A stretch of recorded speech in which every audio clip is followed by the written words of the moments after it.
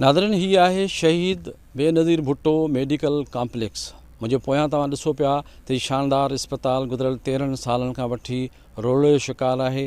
कॾहिं फंड खुटी था पवनि, कॾहिं कमु नथो थिए, कॾहिं बरसातनि जो बहानो।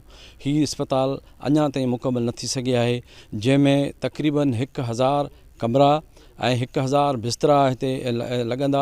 हितां जे भर पासे जे नरगो मली जे 20 लख माण्हुनि खे, पर भर पासे जे समूरनि मुख़्तलिफ़ ज़िलनि जा माण्हू हिते इलाज करे सघंदा।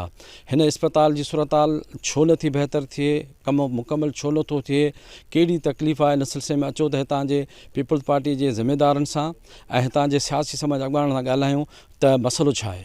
इहा प्रोजेक्ट असल में आयो हो शाह लतीफ़ में हिकिड़ी जेको सो प्रोजेक्ट हुयो स्टार्ट थियो, लेकिन असल जेकी ही प्रोजेक्ट आहे उहो शहीद मोहतरमा जॾहिं मुल्क 2007 जे टाइम ते वापसी थी त उन टाइम ते मोहतरमा कंहिं जलसे में ऐलान कयो त आउं मलीर में हिकिड़ो बहितरीनु प्रोजेक्ट ॾींदसि, ऐं उन मोहतरमा पंहिंजो जेको सो वाइदो पूरो करे ही प्रोजेक्ट असांखे ॾिनो। उन खां पुठियां शाह लतीफ़ में ज़मीन जी जेको सो डिस्प्यूट जे करे बिल्डिंग ऐं सॼो ही प्रोजेक्ट रोलड़े जो शिकार हुयो। उन खां पोइ साजिद साहब जेके असांजो MP हल्के जो पाकिस्तान पीपल्स पार्टीअ जो, ऐं उन पंहिंजूं कोशिशूं वरितियूं।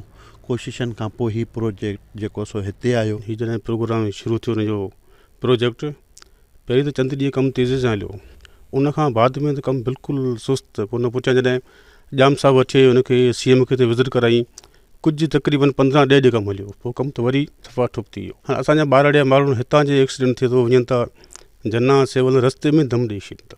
असां जेके नुमाइंदा आहिनि, अवामी नुमाइंदा, उन्हनि जी लागर्ज़ी, सुस्ताई, भुरुकुरी में पुराणो आहे कि असांजे तरफ़ तवजो कोको था ॾियनि। 10 खां 12 साल थिया आहिनि जेको इहे असांखे प्रोजेक्ट ॾिनो आहे, जंहिंजा असांखे इलाही ज़रूरत बि आहे। हितां जे माण्हुनि जी ज़रूरत आहे, मलीर जे माण्हुनि जी बि ज़रूरत आहे। ऐं हितां जा जेके बि माण्हू को दिलि जो मरीज़ आहे या उहो अटैक थो थियो वञे त उनखे असां जना कार्डियो पहुचाइण में काफ़ी वक़्तु लॻे थो, ऐं जेके उहे जानवर नथा थी सघनि, के रस्ते में दम ॾेई वञनि।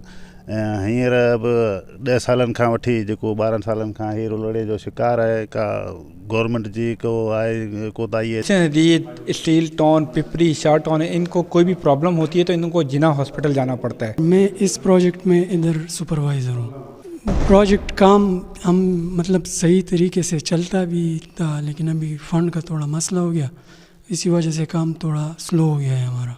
तो फ़ायदे तो हॉस्पिटल के बहुत होते, मतलब सबसे बड़ा फ़ायदा इधर का लोगों के रोज़गार का हो जाएगा। अगर लोगों को रोज़गार, ये हॉस्पिटल चल गया तो लोगों को रोज़गार मिल जाएगा। नाज़रीन, तव्हां हितां जे ॻोठाणनि, ज़िम्मेदार पीपल्स पार्टी जे उहिदेदारनि ऐं हितां जे समाजी अॻवाननि जूं ॻाल्हियूं ॿुधियूं। संदन मुतालबो ही आहे त गुज़िरियल 13-14 सालनि खां रोलड़े जो शिकार ही अस्पताल, जेका तमामु वॾी अस्पताल हूंदी, हितां जे माण्हुनि खे तमामु वॾो फ़ाइदो थींदो, इन खे फ़ौरी तौरु मुकमल करण जो मुतालबो कयो आहे त जीअं हितां जे माण्हुनि खे फ़ाइदो पहुची सघे। Sami Memon, KTN news, Darsano Channo, Malir.